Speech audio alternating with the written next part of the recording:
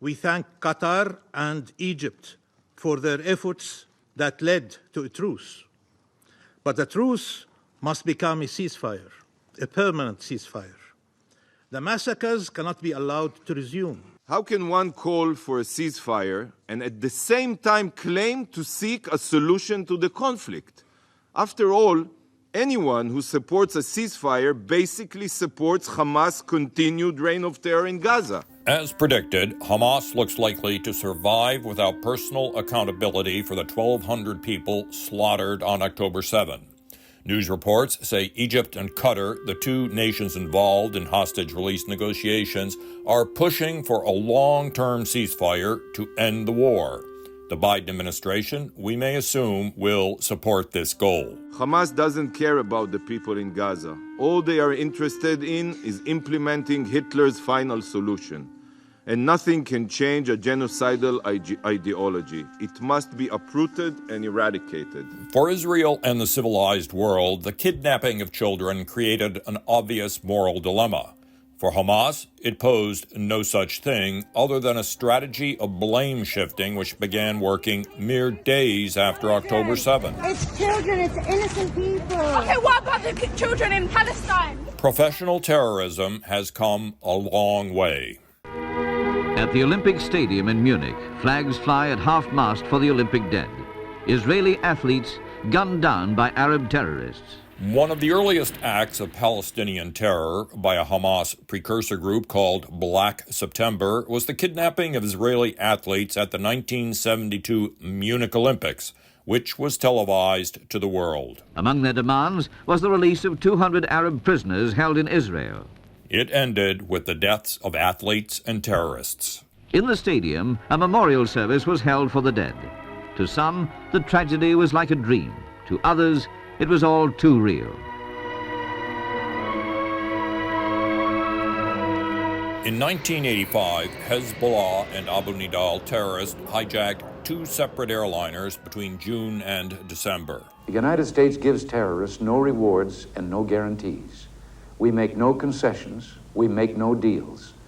Nations that harbor terrorists undermine their own stability and endanger their own people. Terrorists, be on notice.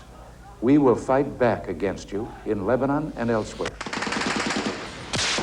Ultimately, the world internalized these terrorist attacks, in some sense learning to live with them.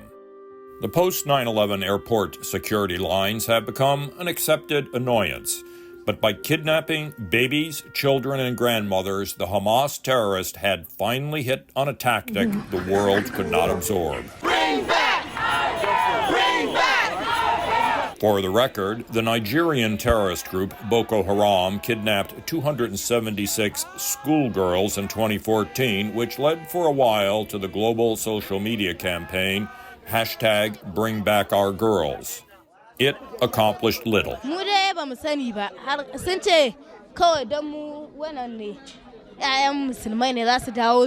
Some 100 girls remain missing, and those terrorists, now affiliated with Islamic State, continue their assaults.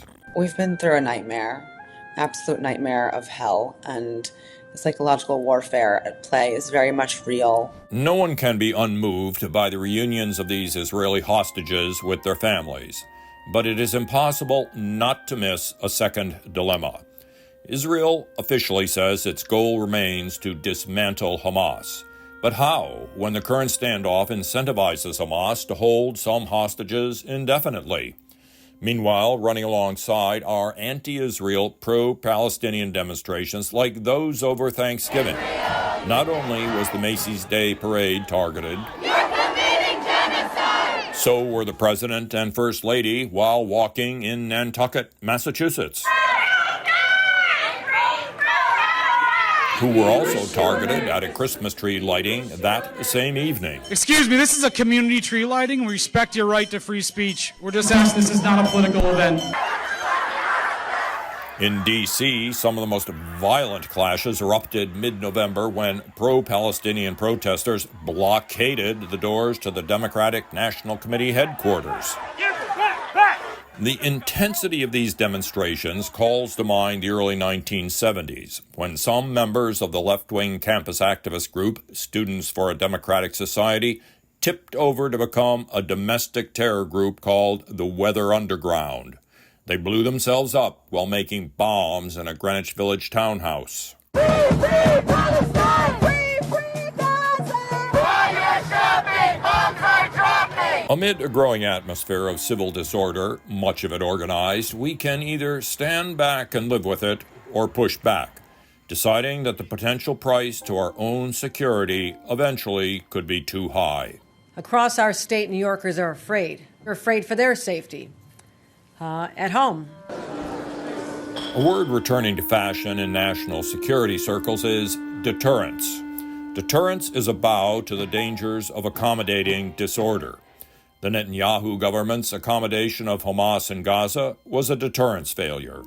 Anti-Semitism on U.S. campuses is a deterrence failure, and the attacks by Iran's proxies on U.S. forces is also a deterrence failure. As long as they can use their proxies with immunity, they're going to continue to order their proxies to make these attacks, and Americans will die. As an entry point for discussion on how to avoid these calamities, a simple proposal.